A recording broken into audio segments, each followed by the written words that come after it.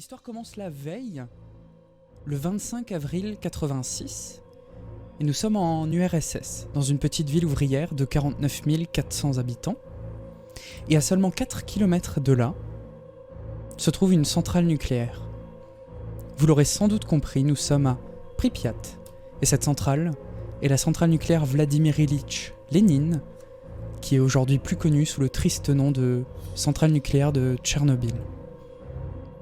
Petite ville du nord de l'Ukraine, Pripyat est fondée le 4 février 1970 et elle est constituée au départ de maisons d'ouvriers de la centrale. Nous sommes le 25 avril 86 dans la centrale nucléaire de Tchernobyl et en ce jour, un test que l'on appelle dilotage doit avoir lieu.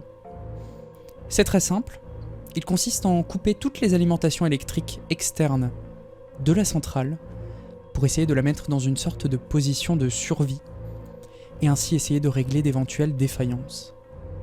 Ce test doit initialement avoir lieu dans la matinée, mais nécessitant une baisse de puissance de la centrale assez importante et la demande en électricité étant grande, le centre de régulation de l'énergie de Kiev n'autorisera pas le début du test. Il est 23h04, c'est l'équipe de nuit, dirigée par Anatoly Dyatlov, qui prend la main dans la salle des commandes.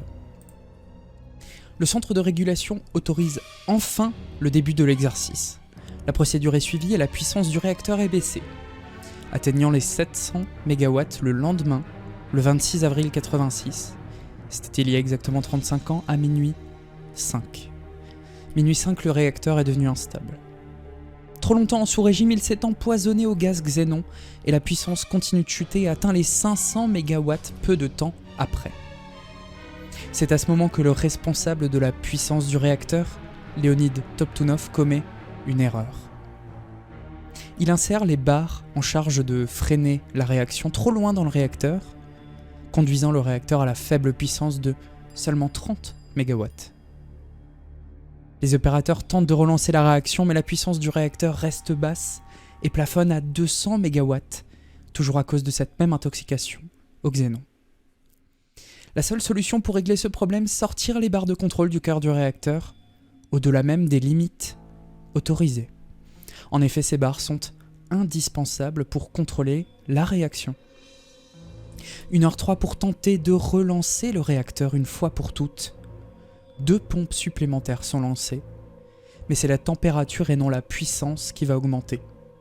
Les limites sont largement dépassées, les signaux d'alerte sont activés, mais les opérateurs, sous les ordres de Dyatlov, passent outre et continuent le test. 1h23 et 04 secondes du matin, l'essai commence. La pression du circuit continue d'augmenter, des bulles se forment dans le liquide de refroidissement et la puissance continue d'augmenter. 1h23 et 40 secondes du matin, sous les ordres d'Anatoly Dyatlov, le contremaître Akimov presse le bouton d'arrêt d'urgence AZ5. Ce bouton a pour conséquence de faire descendre les barres de contrôle dans le réacteur pour stopper nettement la réaction. Mais cette procédure longue prend plus de 20 secondes. Et en plus, les canaux destinés à accueillir les barres de contrôle sont déformés par la chaleur. Et les barres ne peuvent pas descendre dans le réacteur. Les choses s'accélèrent, 1h23 et 44 secondes. Le réacteur numéro 4 de la centrale de Tchernobyl vient d'exploser.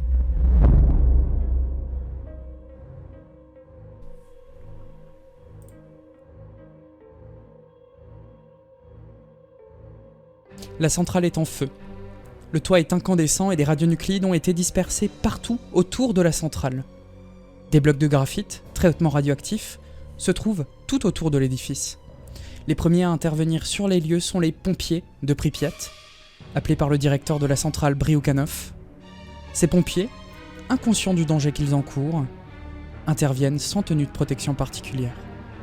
La plupart sera hautement irradiée et mourra dans les semaines suivantes. D'importantes quantités d'eau seront projetées dans le réacteur en fusion, sans pour autant en éteindre l'incendie. En effet, un incendie nucléaire ne peut être éteint avec de l'eau. Mais 10 jours après l'explosion, cette eau posera un problème majeur. Elle s'est infiltrée dans les tréfonds de la centrale et en emplit le sous-sol. Or, le corium en fusion risque à tout moment de percer la dalle qui se trouve juste en dessous d'elle et d'atteindre l'eau. Et c'est là que le problème est important. En réagissant avec l'eau, le corium aurait transformé immédiatement cette eau en vapeur, créant une explosion monstrueuse, et propulsant des radionucléides sur des centaines de kilomètres à la ronde. Vassili Nesterenko, physicien biélorusse qui fut directeur de l'Institut de l'énergie nucléaire de Biélorussie au moment des faits, assure dans un documentaire, The Battle of Chernobyl, « Nos experts ont étudié cette possibilité et ont conclu que l'explosion aurait eu une force de 3 à 5 mégatonnes, et la ville de Minsk, qui se trouve à 320 km de la centrale, aurait été rasée de la carte et l'Europe rendue inhabitable. Pour éviter cette catastrophe, il faut ouvrir les vannes qui se trouvent dans les profondeurs irradiées de la centrale pour drainer de l'eau. 3 hommes se portent volontaires, leurs noms Alexei Ananenko, Valery Bespalov et Boris Baranov. Seul le premier des 3 connaît l'emplacement exact des vannes. Les 3 hommes plongent dans les eaux irradiées de la centrale, équipés de tenues de plongée et de simples respirateurs. Les 3 hommes plongent et l'opération est une réussite. Dans les jours qui suivent, près de 19 000 tonnes d'eau sont drainées, et un rapport confirmera plus tard que sans le travail d'Ananenko, de Bespalov et de Baranov, l'explosion nucléaire qui aurait eu lieu aurait transformé des centaines de kilomètres carrés de terre en une friche radioactive inhabitable. On raconte souvent que les 3 hommes sont morts héroïquement dans les jours suivants, mais il n'en est rien. Baranov est mort d'une insuffisance cardiaque en 2005, et Ananenko et Bespalov continuent aujourd'hui encore de travailler dans l'industrie de l'énergie nucléaire. La suite des opérations est tout aussi triste. Ce que l'on appellera les liquidateurs de Tchernobyl, ces hommes et femmes en charge de nettoyer la zone, de nettoyer le toit de la centrale, seront estimés entre 500 000 et 800 000 à s'être relayés sur les lieux. Le film documentaire de 2006 nommé La bataille de Tchernobyl énonce que sur les 500 000 liquidateurs, 20 000 d'entre eux seraient morts et 200 000 invalides. Un monument sera érigé en leur mémoire le 25 avril 2006, soit 20 ans après la catastrophe. Et un autre monument sera érigé en la mémoire des pompiers intervenus dans les premiers instants après la catastrophe, un petit peu plus tard.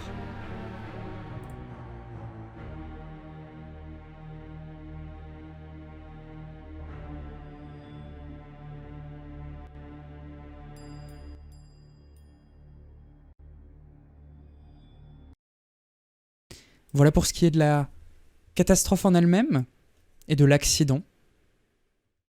J'espère que vous en avez appris plein. Et maintenant, je vais vous présenter notre invité de ce soir, qui s'appelle Yvan, qui a 36 ans. Je vais activer son micro, voilà. Et qui est passionné de l'histoire de la catastrophe de Tchernobyl, et qui est également propriétaire du compte Twitter Tchernobyl FR. Alors, je sais pas comment, je vais essayer d'activer la caméra. Alors, bonjour à tous. Bonjour à toutes et à tous, bien sûr. Je vais essayer d'augmenter un peu le son aussi, ouais. Alors, je m'approche de mon micro. Est-ce qu'on m'entend bien maintenant? Ça a l'air d'être un petit peu mieux. Je règle ça. Hop.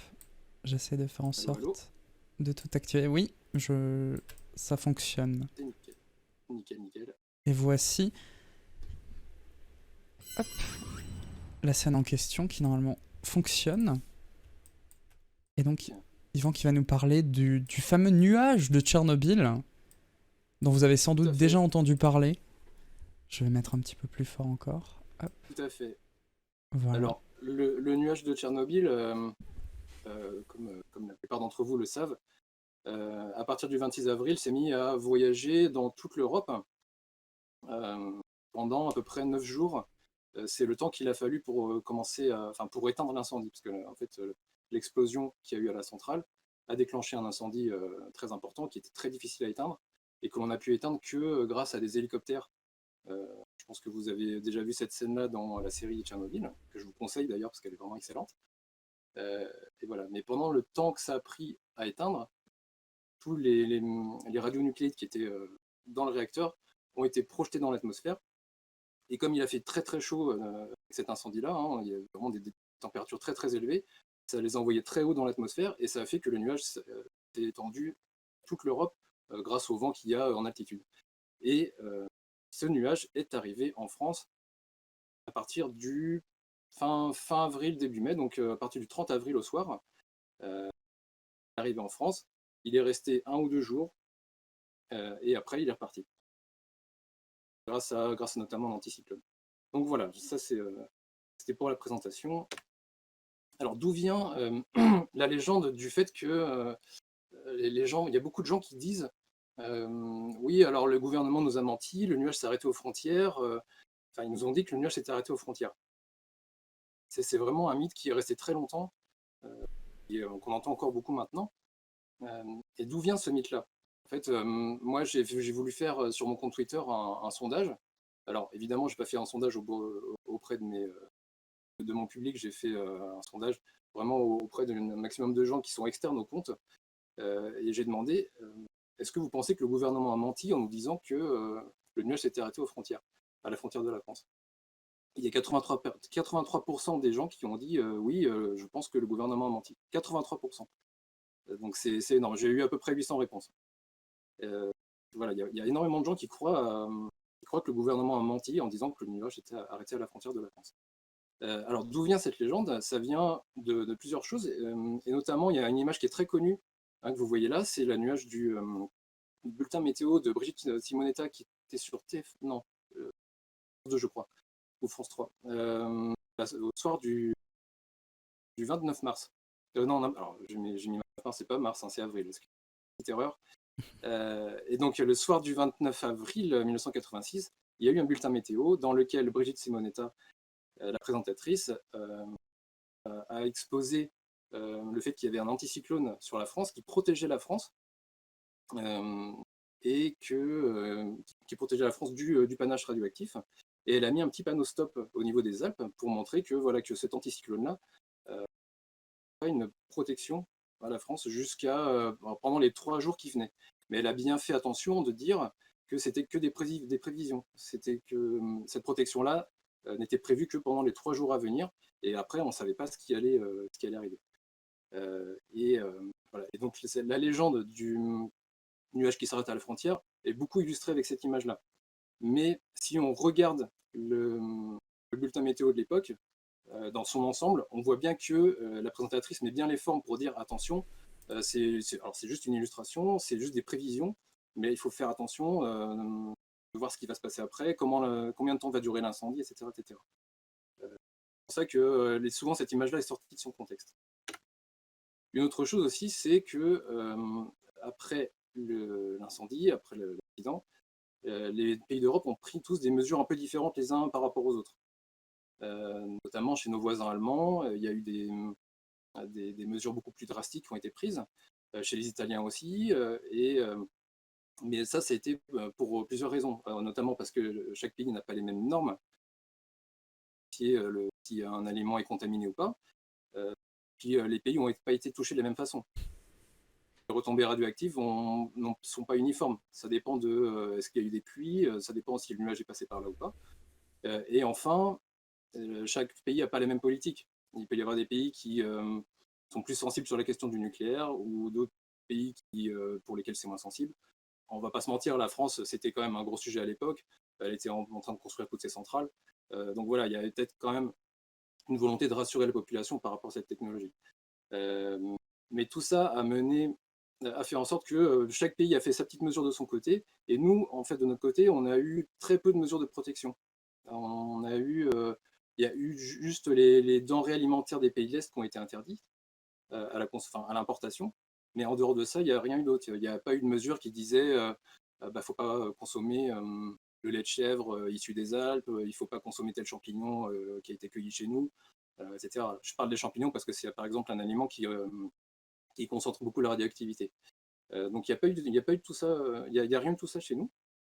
Et ça fait qu'il y a eu pas mal de personnes qui se sont dit mais pourquoi nos voisins prennent des mesures alors qu'on n'en a pas pris chez nous? Ça fait comme si le nuage s'était arrêté à la frontière. Il y a des journalistes qui ont commencé à dire cette phrase-là. Donc ça a participé un peu à la légende aussi. Et enfin, il y a eu beaucoup de caricatures qui ont un peu repris cette idée-là. Je vois celle en haut à gauche, c'est une caricature de qui s'appelle la CRIRAD, qui est un organisme de prévention contre les risques radioactifs. Voilà, d'autres dessins un peu plus ou moins humoristiques qui ont pris cette idée-là. Et au fur et à mesure des années, on en a vu plein partout. On a tous été exposés à ce genre de dessin. C'est rigolo, mais ça participe faire poursuivre un peu ce mythe urbain, quoi. Il y a également pas mal de journalistes au fur et à mesure des années, notamment aux 10 ans de Tchernobyl en 96, qui ont évoqué cette phrase-là. Alors, je ne sais pas si vous arrivez à les voir. J'ai mis des extraits d'interviews. Il y a eu pas mal de phrases qui disent, voilà, à l'époque, on nous a menti, le nuage s'est arrêté à la frontière, on nous a dit que le nuage s'était arrêté à la frontière. Les journalistes ont pas mal entretenu cette idée-là aussi. Alors, qu'est-ce qui s'est passé vraiment pendant ce passage du nuage fin avril, début mai?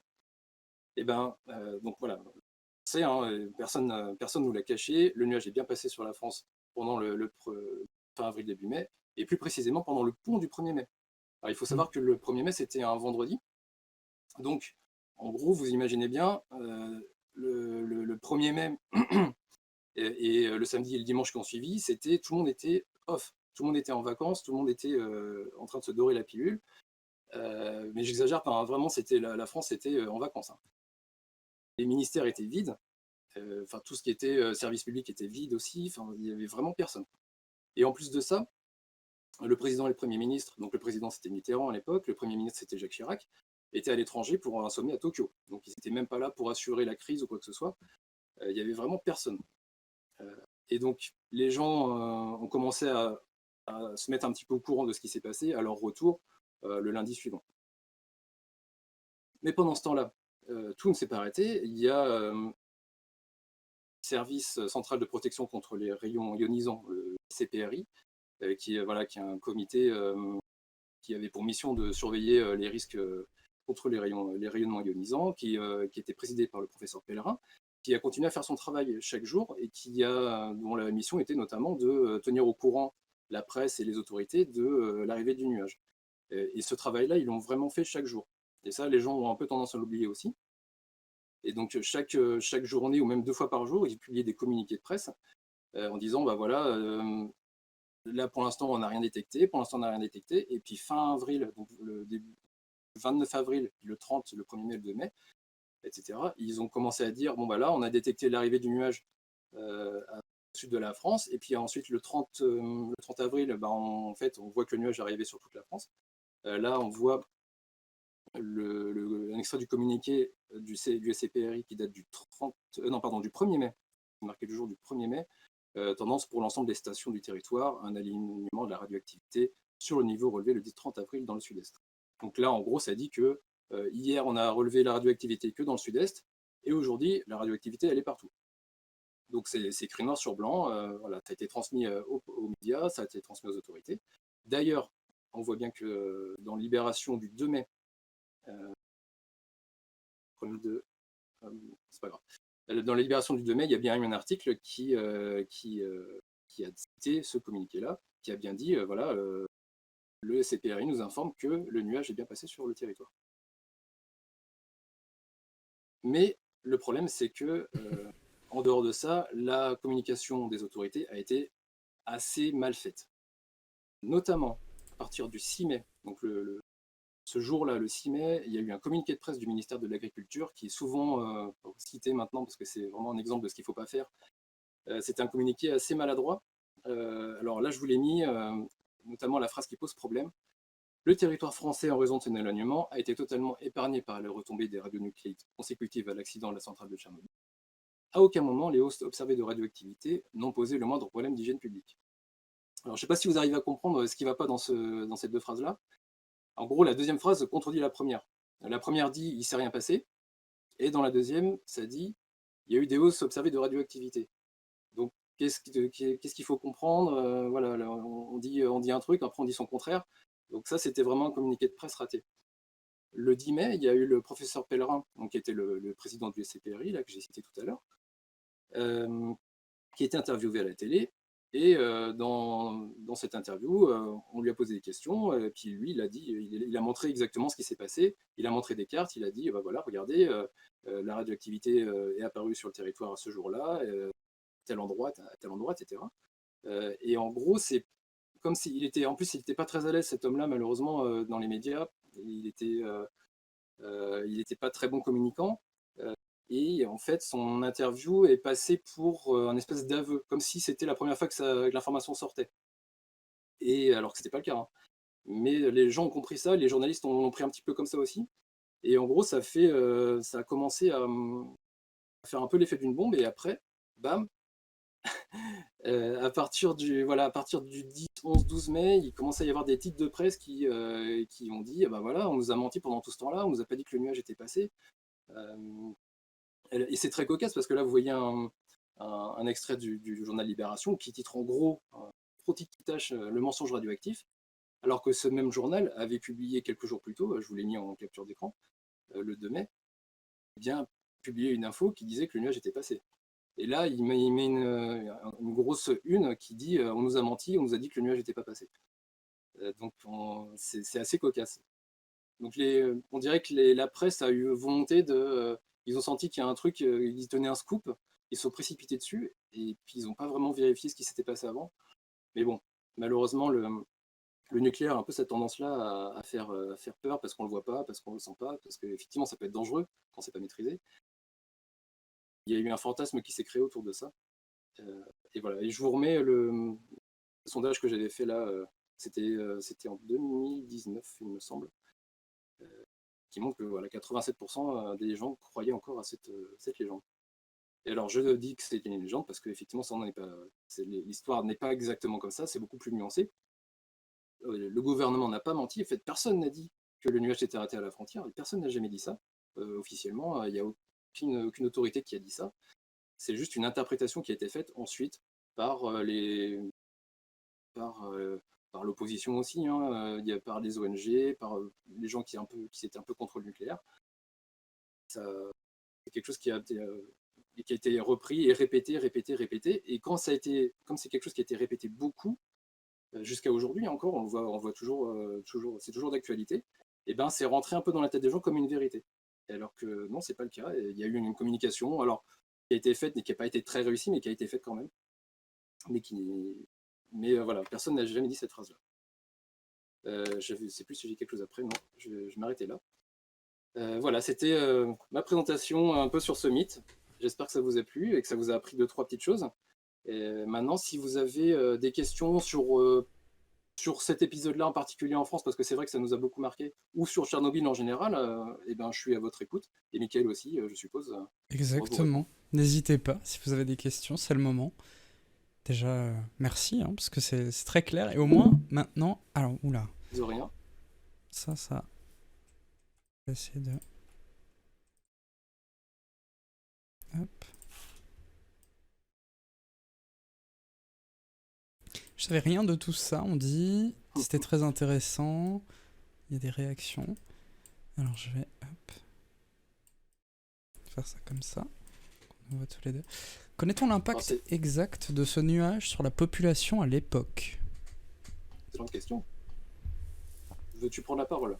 Alors moi je dirais qu'il y a des études qui ont été faites par la suite et qu'on en connaît beaucoup, mais qu'on n'arrivera jamais à savoir exactement quel impact a eu le nuage, il me semble. C'est vrai, c'est vrai. Alors, en ce qui concerne la France, oui, j'aurais dû l'inclure dans ma présentation. Je l'ai faite un petit peu rapidement, donc c'est pour ça que ça mériterait d'être étoffé largement plus que ça. Mais pour vous répondre, le nuage en France n'a pas eu de conséquences prouvées sur quoi que ce soit sur la santé des Français. En gros, il y a aucune étude qui a prouvé que le nuage avait des conséquences sanitaires, ni de décès, ni de cancer, ni de quoi que ce soit. Alors, Ouais. ça, c'est la position, c'est les résultats officiels. Maintenant, chacun peut avoir son interprétation. Notamment, il y a eu tout un collectif de malades de la thyroïde Ouais, voilà, qui c'est sont ce que j'avais manifestés, dit. notamment dans le sud de la France et en Corse, qui ont porté plainte contre les autorités pour manque d'informations. Parce que, selon eux, il y a une recrudescence des cancers de la thyroïde après Tchernobyl. Et cette plainte-là n'a pas eu de suite. Ça a été classé sans suite. Parce que, notamment, les hausses de cancer de la thyroïde dans le sud de la France n'ont pas été supérieures aux hausses de cancer de la thyroïde ailleurs en France. C'est pour ça qu'on n'a pas pu conclure à l'impact de Tchernobyl sur les cancers de la thyroïde en France.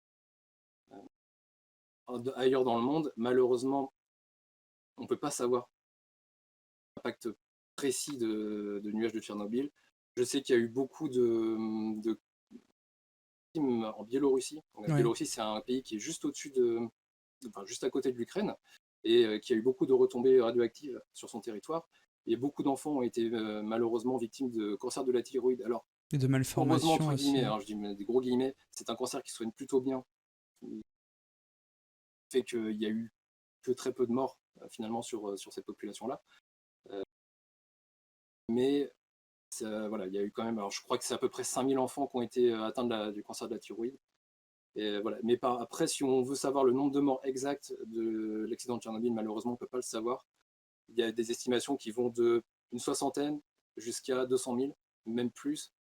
Et voilà, là, c'est vraiment la grosse inconnue. Je ne vais pas rentrer dans le détail, mais c'est en fait parce que c'est quelque chose qui est très difficile à calculer.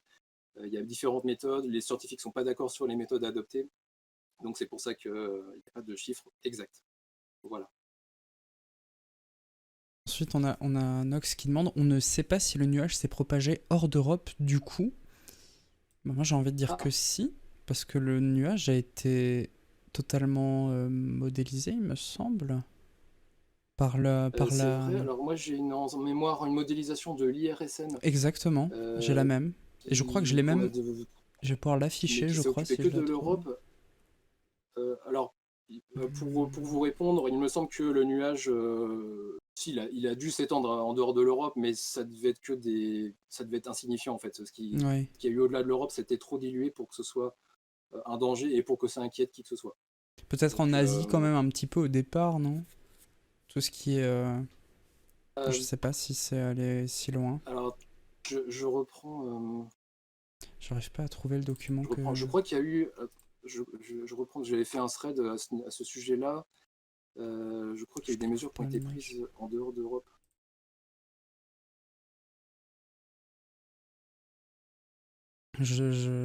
Russie peut-être. Oui, la Russie a été touchée, il me semble, sur le. Oui, c'est vrai. Alors Bah, oui, c'est pas c'est très vrai loin. que quand j'imagine, enfin, je parlais de l'Europe, je parle de la Russie enfin, je mets la Russie dans l'Europe, je devrais pas, mais dans ma tête, je la mettais. Euh, Mais le pays le mais plus touché, c'était bien la Biélorussie, il me semble. oui, le plus touché, c'était bien la Biélorussie, un peu d'Autriche aussi, Europe D'accord. centrale et Biélorussie. Le reste, la Suède aussi, la Suède. Voilà, La mais Suède, pour le reste d'accord. Ça, j'avais pas non de plus. la planète, c'était pas vraiment un sujet.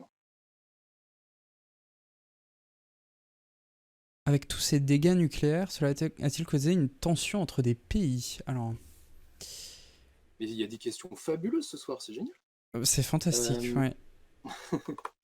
Alors, ces dégâts nucléaires. Alors déjà, il faut savoir qu'est-ce qu'on met sur le terme dégâts nucléaires. Là, ce qu'on a vu tout à l'heure, c'était que le nuage a eu un impact sur la santé des populations, oui. Il y a eu une recrudescence des cancers dans les pays autour de la centrale, oui. Des morts, comme je disais, c'est difficile à savoir. Ça va vraiment de quelques dizaines à quelques centaines de milliers. Donc vraiment, on ne peut pas savoir, mais c'est vraiment l'inconnu. Je ne peux pas du tout dire ça. Maintenant, en termes d'environnement, il y a eu pas de dégâts en fait. Je sais que c'est un peu contre-intuitif, mais au niveau de l'environnement, on ne peut pas dire qu'il y a eu des dégâts. Il y a eu on va dire, quelques études qui ont montré des malformations au niveau de la Des faune et de la animaux. flore, vraiment dans le voisinage immédiat de la centrale. Mais en dehors de ça, il y a eu d'impact ni sur la faune ni sur la flore de quelque pays que ce soit. Alors, je dirais que les seules tensions que ça a créées, c'était des tensions commerciales entre les pays d'Europe qui ont pris chacun des mesures différentes et qui ont boycotté des denrées d'autres pays. Ça s'est un peu transformé en guerre commerciale. Je crois que je ne sais pas si j'ai dit tout à l'heure. C'était un petit peu hors propos d'ailleurs. Ils ont commencé un peu à se taper sur la figure au niveau commercial, toi tu me boycottes ce produit, alors moi je te boycotte ce produit. Alors que c'était pas trop le moment de faire ça, mais bon. Voilà, ça a eu lieu entre les pays d'Europe. Et le deuxième impact que ça a eu au niveau géopolitique, surtout, c'était que ça a précipité la chute de l'URSS. Voilà. C'est ce que je voulais aussi dire. C'était un ingrédient qui a montré que l'URSS pouvait avoir vraiment des faiblesses. et ça a été une cause assez forte Mhm. de la chute de l'URSS. Il y en a eu plein d'autres, mais celle-ci a été une cause assez forte. Bah, j'ai même vu un reportage, je sais plus dans lequel, où Mikhail Gorbatchev a été interviewé et il a avoué lui-même que c'est sans doute un des démarrages de la chute de l'URSS, quoi. Que Absolument. Tchernobyl est complètement initié tout ce qui est fin de l'URSS, quoi. Ouais, puisque c'était lui qui était au pouvoir à l'époque. Pour ceux Exactement. qui, du coup, En n'auraient dehors de pas ça, non, l'information. pas d'autres tensions à signaler entre les pays. Mais après, ça a aussi un petit peu mis en tension tout ce qui est marché du nucléaire à l'époque. Oui, oui, à ce niveau-là, oui. C'est-à-dire Euh, que après ça, forcément, les gens sont un petit peu plus sceptiques. Quand on voit ce qui peut arriver, on se dit, bon, on veut pas trop de ça chez nous.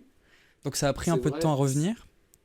c'est vrai que ça a donné pas mal de grains à moudre au mouvement antinucléaire qui était déjà assez important suite aux essais des bombes atomiques, tout ce qui était nucléaire militaire.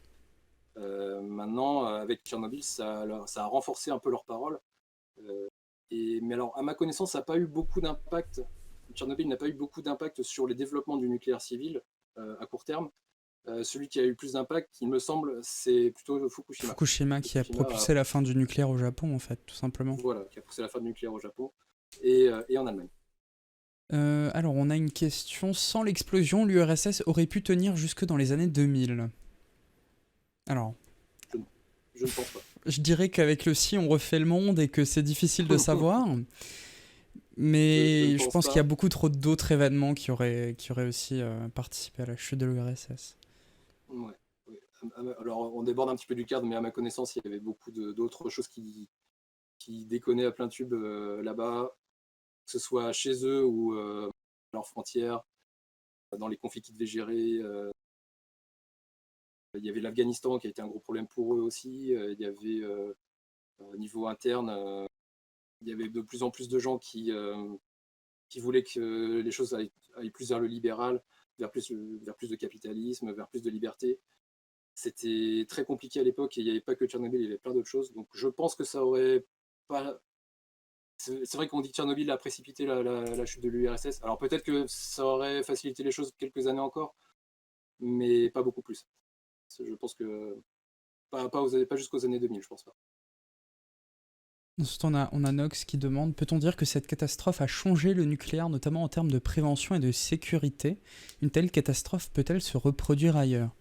Oui, une catastrophe peut se reproduire, puisque c'est toujours un risque, évidemment. Tchernobyl, d'ailleurs, c'était la deuxième majeure sur les, on va dire, trois principales qu'il faut retenir.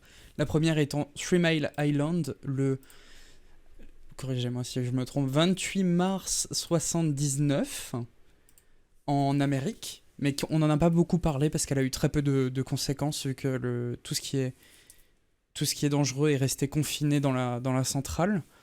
Ensuite, il y a eu Tchernobyl, 26 avril 86, et Fukushima, 11 mars 2011, peut-être. Oui, c'est ça. 11 mars 2011. Les, Donc oui, les ça peut se exactes 2011. reproduire. Et c'est ça, ouais. Je savais pas qu'il y avait un événement du genre avant. Oui, il y a eu Three Mile Island qui a été, on va dire, la première catastrophe qui a prouvé à l'humanité que ça peut être dangereux en fait. C'était la première catastrophe qui a induit une fusion du cœur. C'est ça. Il n'y a pas eu de victimes à ma connaissance, Je crois pas. Il y a mais eu une voilà. évacuation, il me semble, quand même. Oui, oui, une évacuation. Mais je crois qu'il n'y a pas eu Tout à fait. de victimes.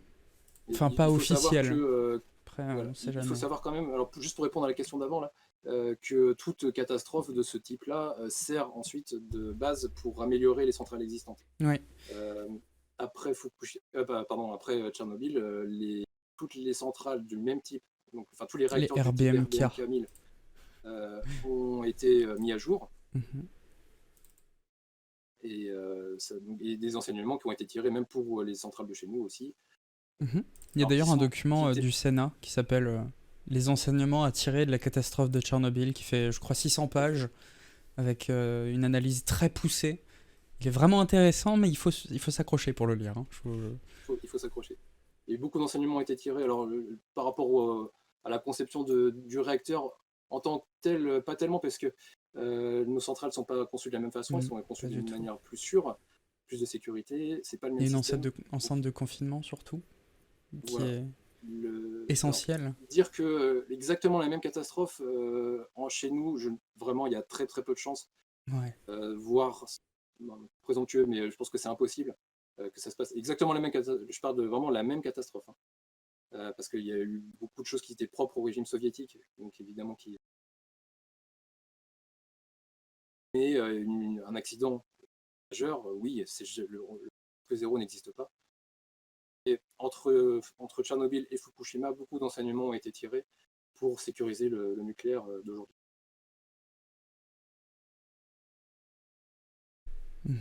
Exact. Je ne peux qu'approuver. Je sais pas s'il y a d'autres questions Bonjour, vous parlez encore. de quoi? Elles sont marrantes les questions. Sinon, vous parlez de quoi, oui. Oui, ça, c'est les gens qui arrivent un petit peu après. Ça, il y en a souvent. Nous parlons de Tchernobyl.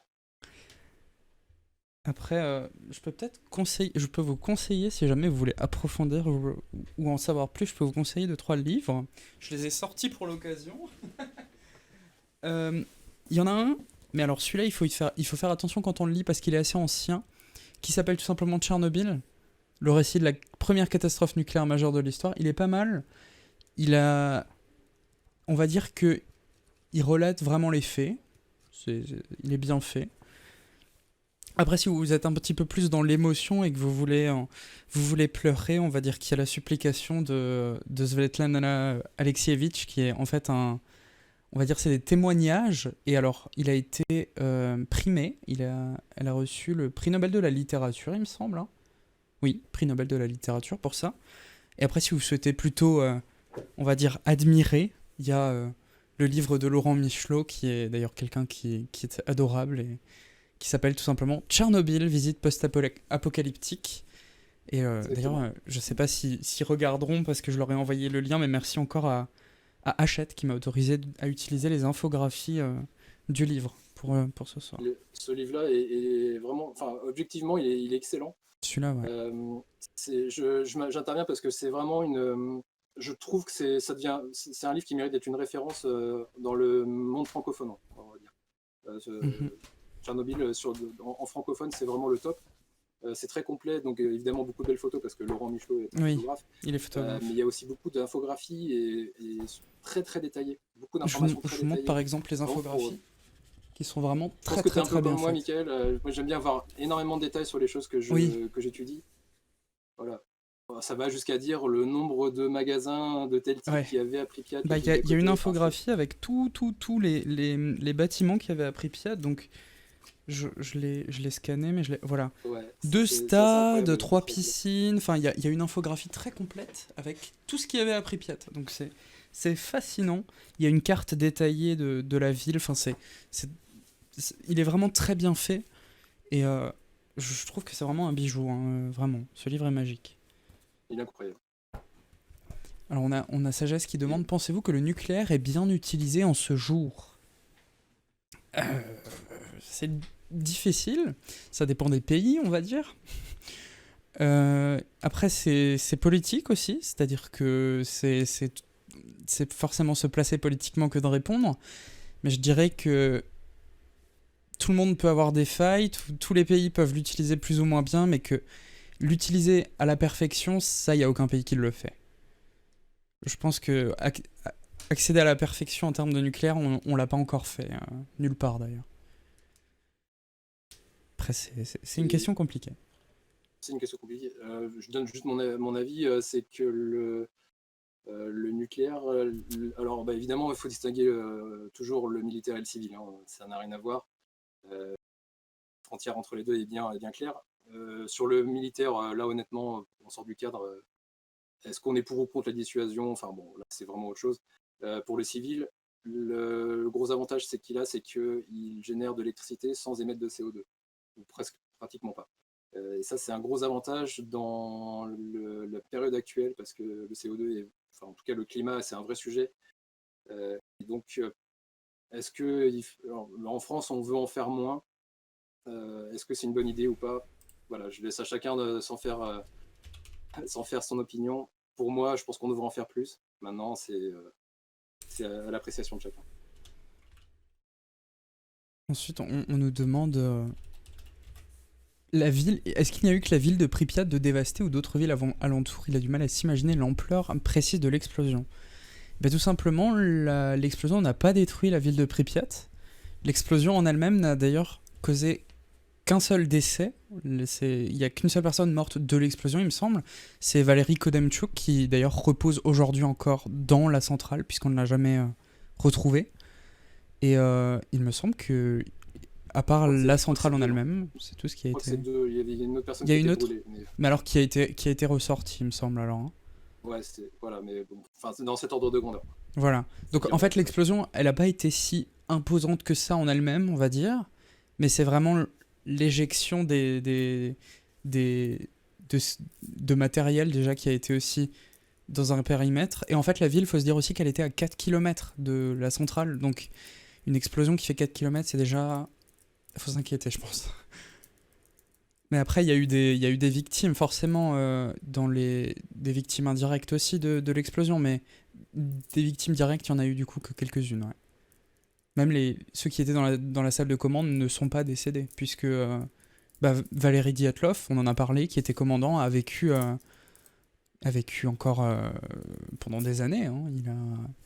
D'ailleurs, c'est les injustices de la vie, hein, comme je le dis des fois, mais il est mort des années après d'un cancer, il me semble, lié ou pas. Pour l'anecdote, les seules choses qui ont été dévastées, pour reprendre le terme de la question, par la catastrophe, c'était des villages qui étaient un peu autour de la centrale, mais des petits villages qui dataient de longtemps avant, hein, même autour de Pripyat, notamment un petit village qui s'appelait Kopachi, mais il y en avait d'autres, hein, qui en fait ont été donc vidés de leurs habitants, et ensuite, tellement ils étaient radioactifs et c'était trop compliqué de les nettoyer, ils les ont enterrés. Ont été complètement rasés, ouais. Et ensuite ensevelis. Ouais, c'est ce qui ont été. C'est les villages enterrés, j'en ai. Voilà. D'ailleurs, si vous voulez trouver des photos de ça, c'est un autre livre qu'il faut consulter. C'est le livre Tchernobyl de Igor Kostin, qui est en fait le photographe de la catastrophe, tout simplement. Et il a fait de très belles photos de ces moments-là aussi, d'ensevelissement des villages. Ça, je les ai en mémoire. J'ai aussi le livre quelque part, mais je ne l'ai pas trouvé. Donc, je ne l'ai pas sorti. Mais oui, aussi une référence dans ce qui est de la catastrophe. Le diamètre de la zone d'exclusion. Je l'ai plus en tête. C'est dramatique. La zone d'exclusion fait à peu près 30 km de diamètre. Voilà, 30 km. Et on peut y accéder maintenant. Oui, on peut y accéder. Pas seul comme ça en y allant avec sa voiture, mais on peut y accéder avec un guide, il me semble, seulement, exclusivement, pour des visites guidées. La visite libre, je crois qu'elle n'est pas autorisée. Et on peut aujourd'hui visiter toute la zone d'exclusion, il me semble, à peu près. Et on peut même rentrer dans la salle de commande du réacteur numéro 4, où s'est déroulée la catastrophe. Elle est ouverte depuis, je crois, octobre 2019, ou quelque chose comme ça, la visite. Je précise, j'ai fait une petite erreur tout de suite. C'est pas 30 km de diamètre, c'est 30 km de rayon. Il y a à peu près 30 km autour de la centrale en rayon. Alors ça fait pas un cercle exact, hein. Non, c'est un petit peu... une forme de patate. Hein, oui, c'est plus compliqué. Oui, parce que les retombées ont été faites par la pluie, et donc ils ont fait ça avec... Oui, c'est un petit peu plus compliqué. Est-ce qu'un de vous y est déjà allé? Non, mais un jour ça viendra. Pareil. C'est prévu. J'ai des projets. Parfait, moi aussi. Du coup, la radioactivité... J'aimerais beaucoup. Ah, moi aussi. Alors, malheureusement, c'est... Alors, j'aurais aimé y aller pendant que le sarcophage était en construction. Ancien était toujours présent. Visible encore? Oui, bon, ça c'est fini. Ça c'était jusqu'en 2019, du coup. Maintenant, c'est... je pense que ceux qui nous écoutent, je ne sais pas si vous êtes au courant, en fait, il y a eu 2 sarcophages. Le sarcophage, c'est l'espèce de structure qui a été construite pour confiner Il y a une première qui a été faite juste après l'explosion. Qui a été terminée en novembre 86, il me semble. Le premier qui a été fini en 2018. Voilà. Et un deuxième qui a été financé d'ailleurs par Vinci Autoroute, non? Je crois. C'est un consortium, il n'y avait pas que Vinci, mais oui, il y avait... Mais je crois que majoritairement, c'était eux qui ont participé, et ils sont français, je crois, tout simplement. Tout à fait. Voilà. Donc c'est une invention française. C'est ça, c'est un beau projet. Et d'ailleurs, très impressionnant aussi parce qu'il n'a pas été construit au-dessus de la centrale, mais à côté, il a été déplacé dessus, avec des rails. Ça aussi, Ça. c'est impressionnant. Ils ont Comme d'abord c'était construit le dessus, puis ils l'ont levé sur des pieds. J'ai vu des images qui sont vraiment... c'est une prouesse. absolument. C'est une grosse prouesse. C'était trop dangereux de travailler directement sur place, alors ça a été construit un petit peu plus loin, et ensuite glissé à l'aide de gros rails et de gros vérins. C'était assez impressionnant à voir. Enfin, vraiment, si vous avez l'occasion de voir de regarder une vidéo en time-lapse, c'est très sympa à regarder comment c'était fait.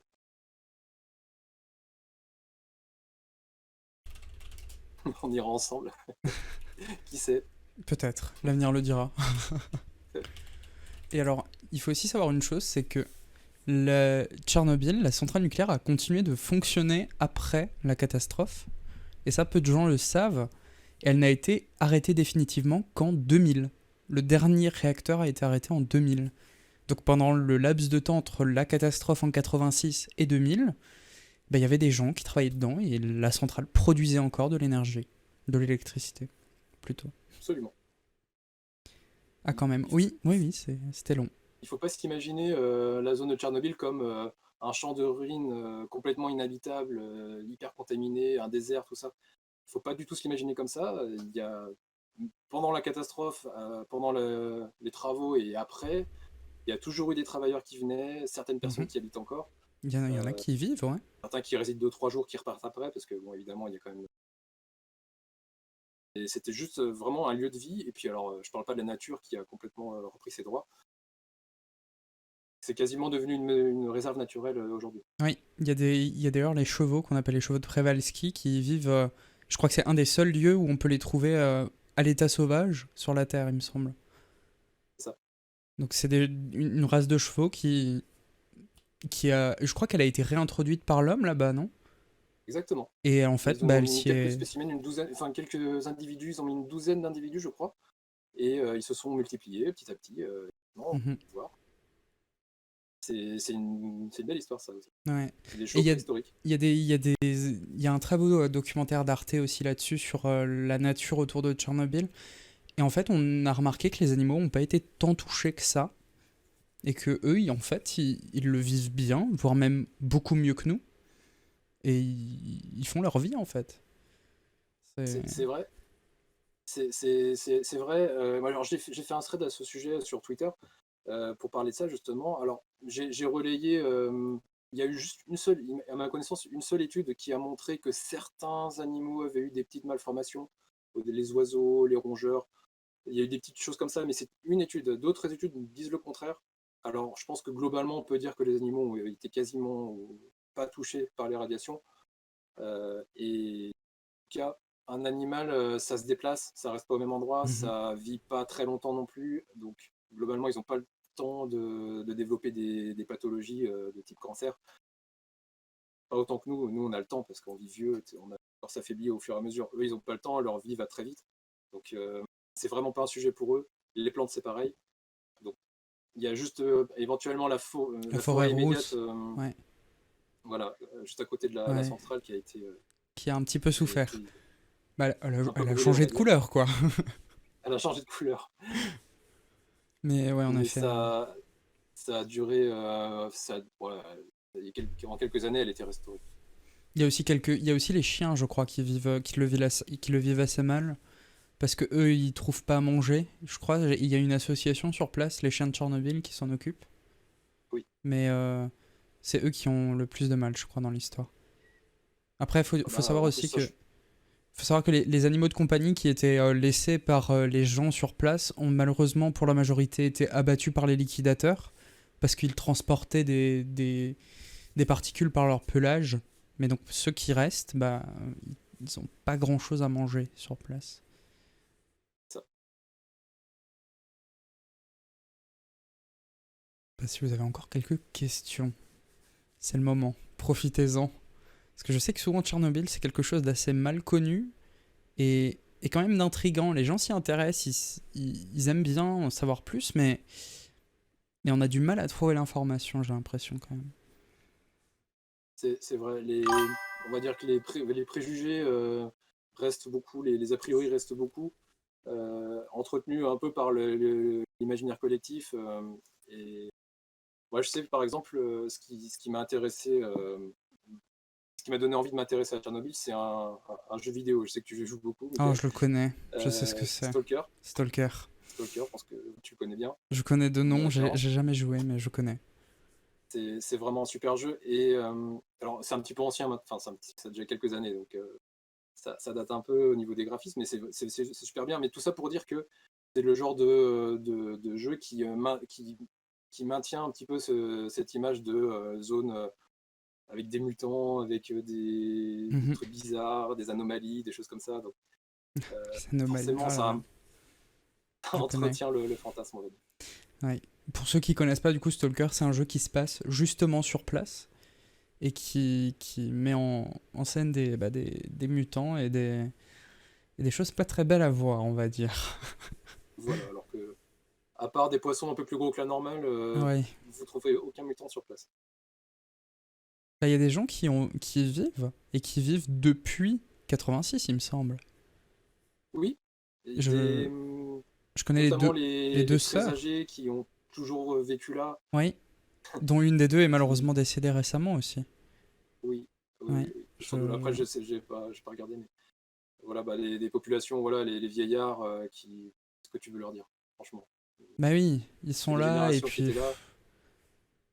Bah d'ailleurs, c'est bien illustré dans la série Tchernobyl. On voit à un C'est moment vrai. donné une dame qui est en train de traire sa vache et le militaire qui vient lui dire de partir de chez elle et bah non, elle veut pas, elle est là et elle est bien, elle est chez elle et c'est tout. Et c'est comme ça un petit peu que ça s'est passé en soi. C'était des gens qui avaient connu l'invasion allemande de la Deuxième Guerre mondiale, pour qui ça avait été absolument terrible. Mhm. Et à côté de ça, des radiations qu'on voit pas, qu'on sent pas, honnêtement, ils s'en Ouais. fichaient un peu, quoi. Ouais, j'ai souvenir de quelqu'un qui témoignait l'ennemi invisible, on n'y croit pas. Mm. Bah, c'est ça, hein, beaucoup le problème du nucléaire, c'est que bah voilà, on le voit pas, on le sent pas, ça s'entend pas, donc quelque chose qu'on voit pas, on comprend pas. Mhm. Bon, après, il y en a certains qui sont quand même un petit peu alertés, même si on le voyait pas, parce que de voir des militaires dans la rue qui débarquaient avec des masques à gaz et puis des centaines de gens qui se promènent dans les rues, on va dire que ça fait se poser des questions. Mais oui, parce que du coup, pour ceux qui ne savent pas, la ville n'a pas été évacuée le 26 avril, le jour malheureusement de la catastrophe, mais seulement plus de 30 heures après, le 27, début d'après-midi. Donc les gens, le 26 avril, se sont levés, ont vécu leur journée tranquillement. D'ailleurs, il y a même eu une course d'une école, je crois, qui passait non loin de la centrale ce jour-là, j'ai lu ça. Et en fait, les gens ne se doutaient pas qu'ils étaient là et qu'ils vivaient en fait un cauchemar et qu'ils s'exposaient à des doses de radiation assez conséquentes. Absolument. J'ai vu la série, Et elle est oui, géniale. Ouais. absolument, la série est tout à fait géniale. Il y a quelques petites... Évidemment, quelques petites Voilà, approximations. j'allais dire la même chose. Mais c'est Je te laisse normal parler, après. On va dire que c'est fait pour... c'est du cinéma, c'est de la mise en scène, c'est normal. Ils en ont besoin pour pouvoir rendre ça grandiose et pour attirer les foules. Mais il y a je pense qu'il y a quelques erreurs qu'ils auraient peut-être pu éviter. Mais bon, après,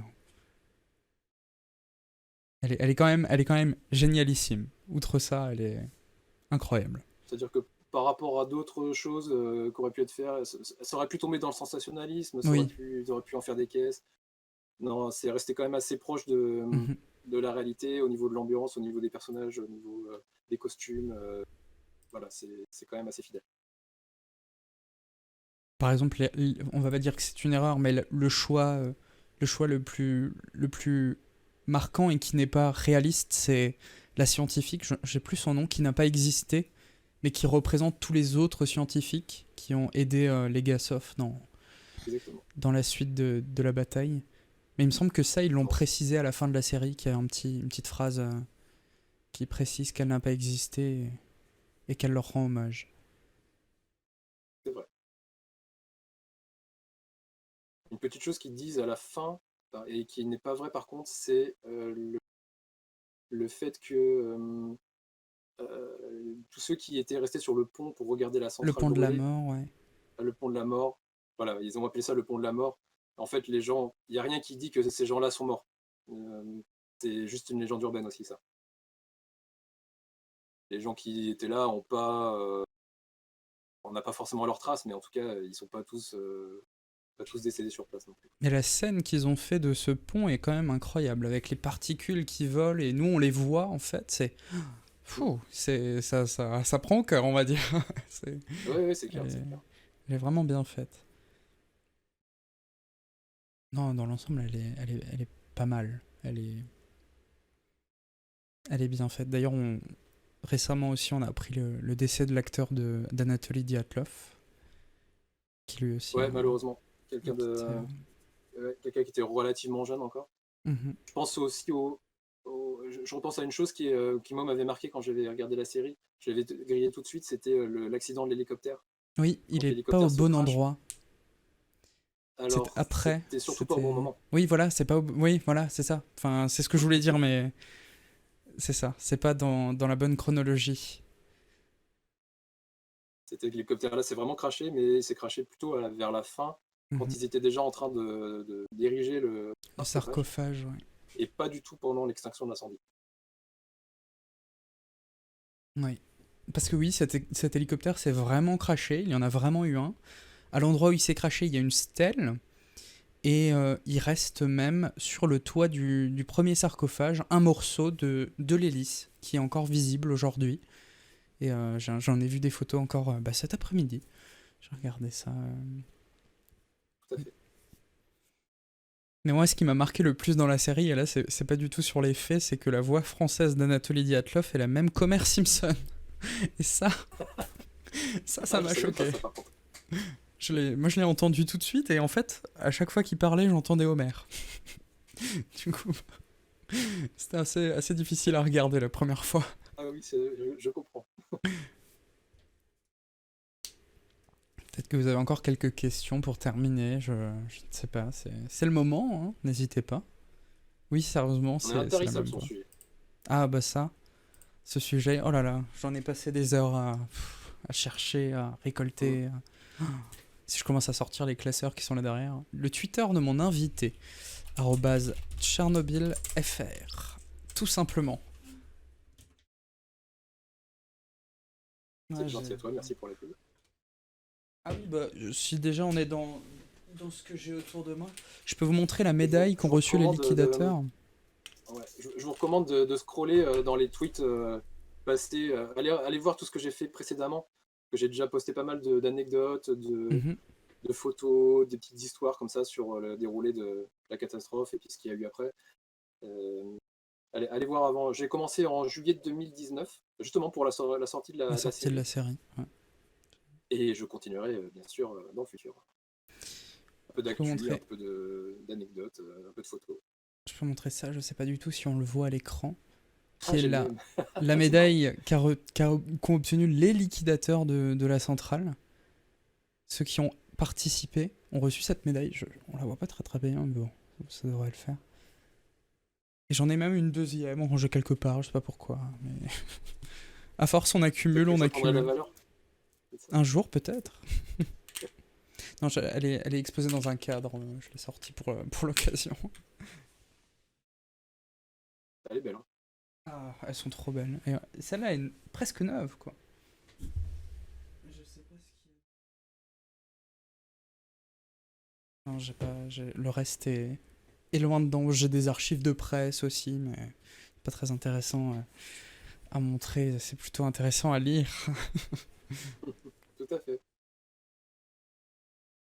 Bon, j'ai l'impression qu'il n'y a plus de questions. C'est la fin des questions. Vous avez pas plus de questions sur ce sujet? C'est dingue. J'en avais 10 000 quand j'ai commencé à m'y intéresser. Bon, bah, s'il n'y a plus de questions, je vais remettre un tout petit peu de musique de fond.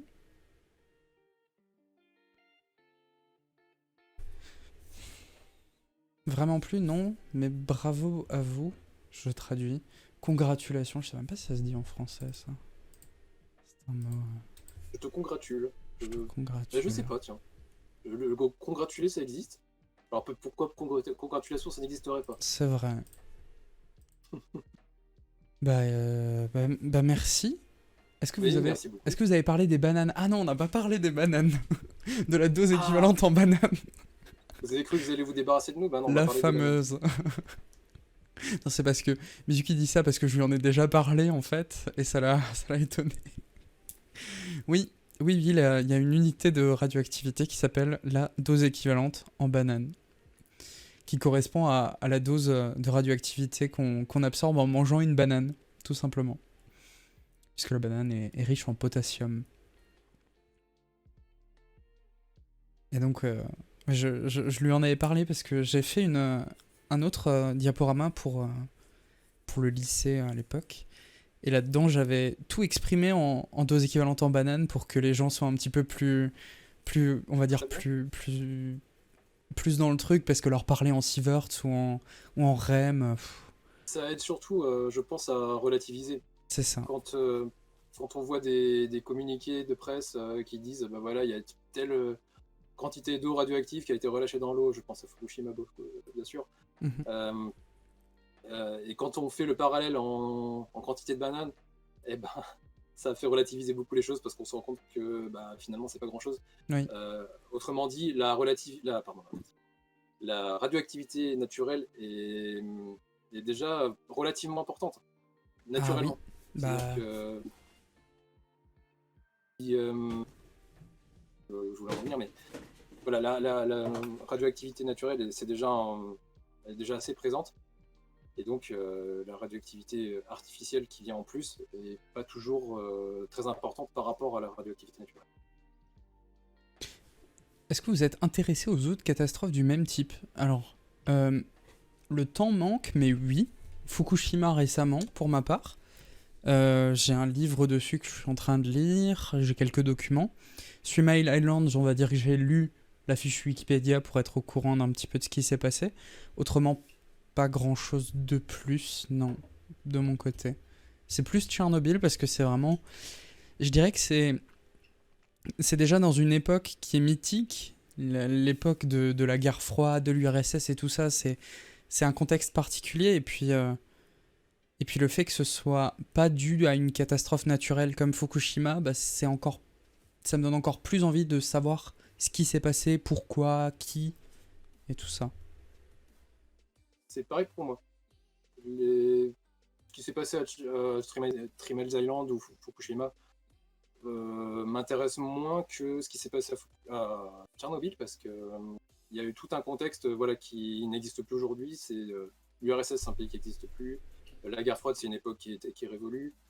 C'est sur un type de réacteur qui n'existe plus aujourd'hui. Enfin, pas dans l'état dans lequel il était à l'époque.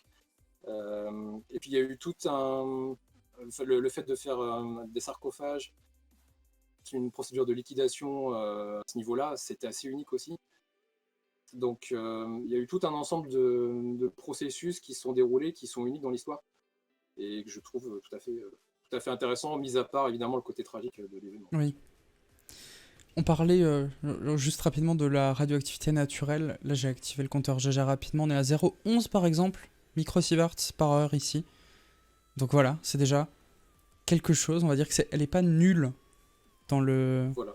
dans l'environnement. Et ça aussi, il faut le Si savoir. je faisais la même chose chez moi, alors tu es plus équipé que moi, j'ai pas de compteur avec moi, je vis en Bretagne. Ah, Et quand on vit en Bretagne, on reçoit de la radioactivité naturelle plus forte à cause d'un gaz qui s'appelle le radon, mhm. qui est émis par les massifs granitiques qui sont en dessous de moi, et donc qui sont plus légers que l'air et qui montent. Et donc si tu as un logement qui est mal ventilé, bah, ça s'accumule dans ton logement et ça peut augmenter les cancers du poumon, sans vouloir péter l'ambiance. Donc Donc ne vivez pas en ouais, c'est un Bretagne. vrai sujet.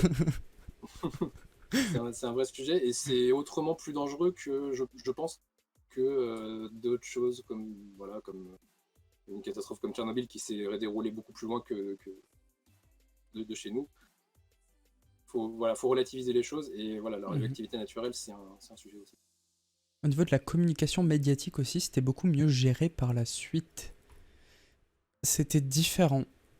On va dire que quand il y a eu Fukushima, les gens avaient déjà le souvenir de Tchernobyl. Et il y a eu énormément de reprises de ce fameux nuage et de ce mythe qui ont été repris par les médias. Et ils ont vraiment voulu être le plus transparent possible pour pas que les gouvernements, justement, se fassent mal voir par les gens, justement, à cause de ce qui s'est passé à Tchernobyl. Donc, c'est pas la même gestion des médias, et puis les médias ont évolué.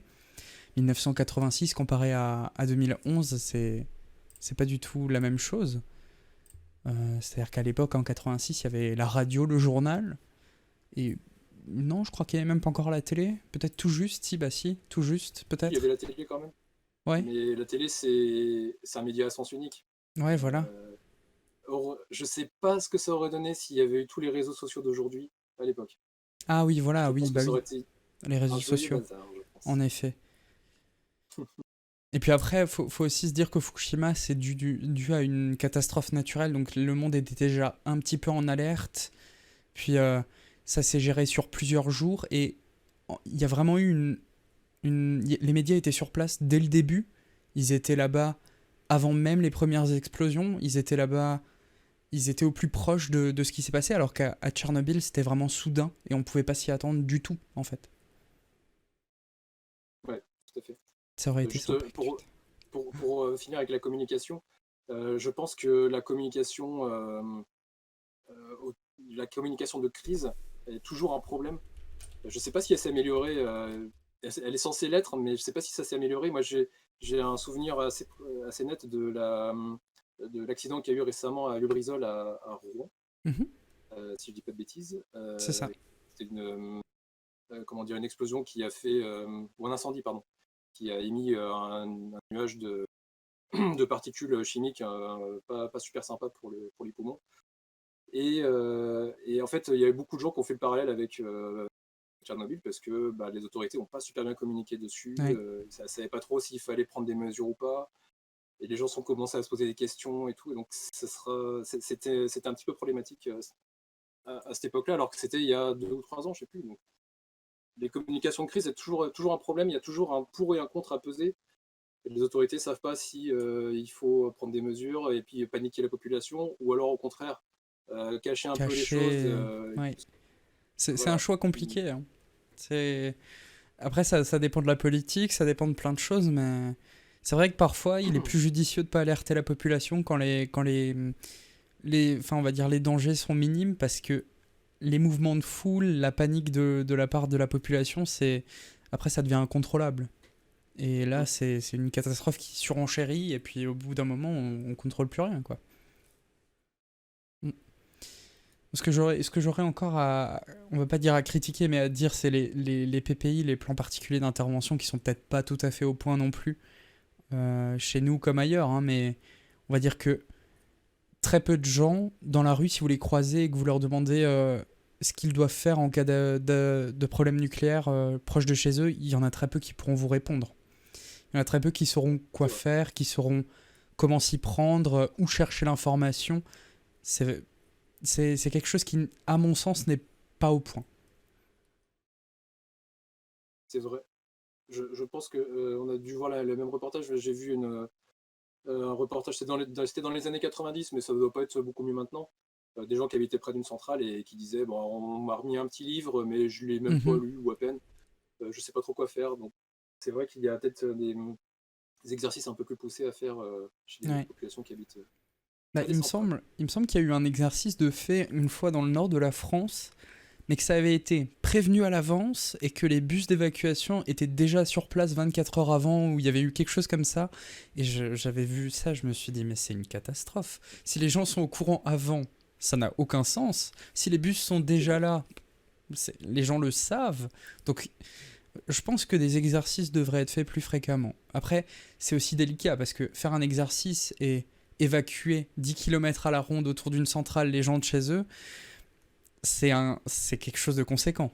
Donc c'est difficile. Actuellement, c'est un peu chaud à faire accepter, oui, je pense. Et puis tout le monde n'a pas Mais envie bon, d'être évacué tous les 2 jours pour un exercice, quoi. On a bien vu avec le premier confinement. Oui, bon, ça, les mouvements de vous panique. voulez qu'on passe encore 2 heures à parler? Ah bah les gens sont motivés, c'est bien, il y a des questions. Il y a des parallèles qui peuvent être faits, bien sûr, hein. La Hmm. communication de crise, ça concerne aussi le Covid. Et on peut trouver les mêmes erreurs aujourd'hui qu'en 86, hein, ça c'est sûr. Mhm. Bah en tout cas, s'il n'y a plus de questions, je voulais encore dire merci parce que c'était très très instructif d'avoir cette discussion. Et puis j'ai rien d'autre à dire. C'est- Non, mais pareil, c'était un vrai plaisir pour moi. Alors, je suis un peu débutant dans l'exercice du streaming, donc je m'excuse par avance si j'ai pu bafouiller deux, trois fois. Mais c'était un vrai plaisir et merci pour l'invitation, Michael. Et ben Au de plaisir rien. de te retrouver. C'était un plaisir partagé. Et puis je dis au revoir à tout le monde aussi qui est là dans le chat. Merci beaucoup de nous avoir suivis. C'était très Pareillement. agréable. J'espère que vous avez. Merci pour vos questions tout à fait pertinentes. Si. Alors, est-ce qu'il a une chaîne Twitch ou YouTube? Alors, on peut le retrouver sur Twitter du coup. C'est gentil, mais non, pas encore. Je manque de temps surtout. Donc non, je suis que sur Twitter pour l'instant. Voilà. Et ben merci beaucoup encore une fois. Et pour ma part, pour ceux qui me suivent régulièrement, vous avez la programmation ici. Vous savez qu'on se retrouve demain soir pour du jeu vidéo. Cette fois-ci, rien d'historique. Ça n'arrive que très rarement. Mais du coup, voilà. Je vous souhaite une bonne soirée. Merci beaucoup d'avoir été avec nous. Au revoir.